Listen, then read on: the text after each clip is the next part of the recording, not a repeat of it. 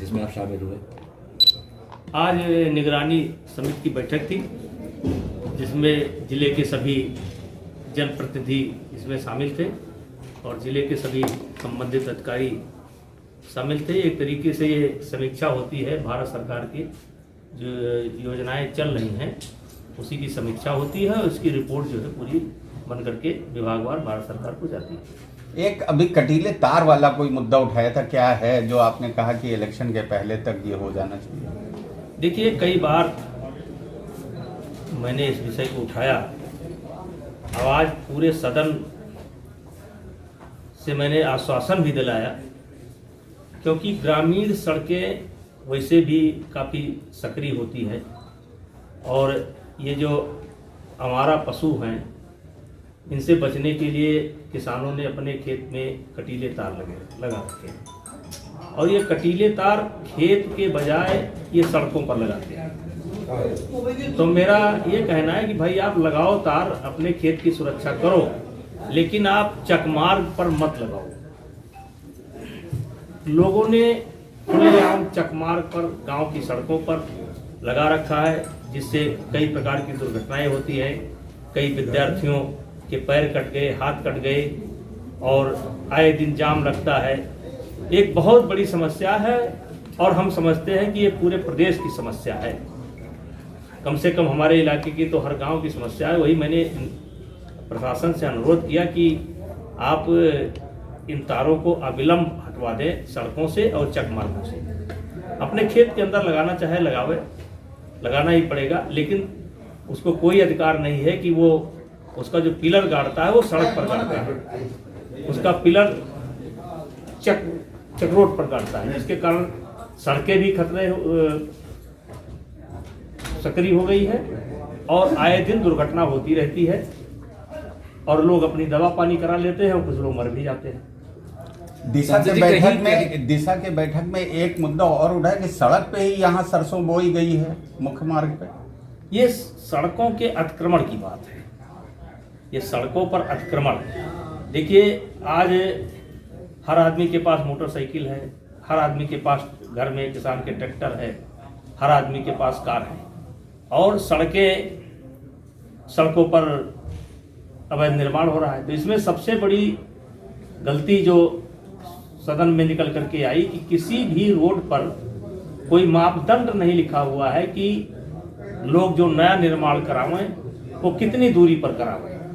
अपने अनुमान से लोग कराते हैं और एक ने करा लिया तो दूसरा भी कराते हैं। हम लोग बार बार इसकी शिकायत करते हैं और ये लोग अवॉइड करते हैं। तो आज मैंने एक उदाहरण दिया, मैंने देखा था सड़क पर सरसों बोई हुई है तो मैंने बोल दिया भाई अभी तक तो निर्माण होता था, अब तो सरसों भी बोई जाती है। सांसद जी, कहीं करिक्खा पोतने की बात आई थी, आपने नाराजगी व्यक्त की है, कहाँ करिक्खा पोता गया था, क्या था? ये पिछले लोकसभा के चुनाव में और कुछ इस विधानसभा के चुनाव में सड़कों पर जो बोर्ड लगे हुए हैं विभागों के, तो उस पर प्रधानमंत्री जी का चित्र लगा है, मुख्यमंत्री जी का चित्र लगा है और ये लोग उस पर कालिक पोत दिए। कायदे से इनको कालिक नहीं पोतना चाहिए, पेपर से ढक देना चाहिए, कपड़े से ढक देना चाहिए और बार बार शिकायत के बाद वो कालिक हट नहीं रहा है। कई जगह पर अभी भी आज के तारीख में कितने वर्ष हो गए चुनाव में, आज भी प्रधानमंत्री के चित्र पर, मुख्यमंत्री के चित्र पर कालिक पोता हुआ है। जिस तरह राज्यसभा का चुनाव हुआ, क्या देखते हैं आप? अंतरात्मा की आवाज, कल अंतरात्मा की आवाज जबरदस्त जगी उत्तर प्रदेश में। देखिए, दलों में भी लोकतंत्र खत्म हो गया और इसीलिए शायद ये छोटे दल भी अपने लोगों को संभाल नहीं पा रहे हैं। इसमें किसी की गलती नहीं है। जिन जिन दलों के लोग टूट करके मतदान किए हैं, ये उन दलों की गलती है।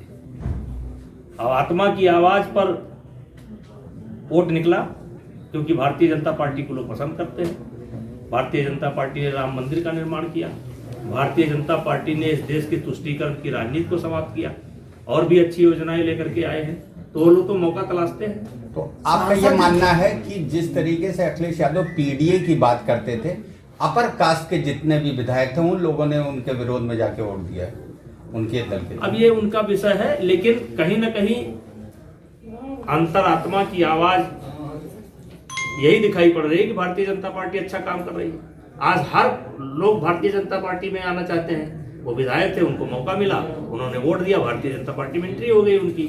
अखिलेश यादव ने कहा है कि पैकेज दे करके वोट दिलाया गया, कुछ लोग को सुरक्षा का, कुछ लोग को टिकट, कुछ लोग को पैकेज दिया गया संजय सेठ की तरफ से। बीजेपी अपनी हार मान चुकी थी, लेकिन जबरदस्ती जरिए जिताया गया। जीत जीत होती है, जीत जीत होती है, और उसमें कारण नहीं देखा जाता। जीत आज विपक्ष के विधायकों ने, समाजवादी पार्टी के विधायकों ने भारतीय जनता पार्टी के कैंडिडेट को वोट दिया, तो इसलिए ये बात साबित होती है कि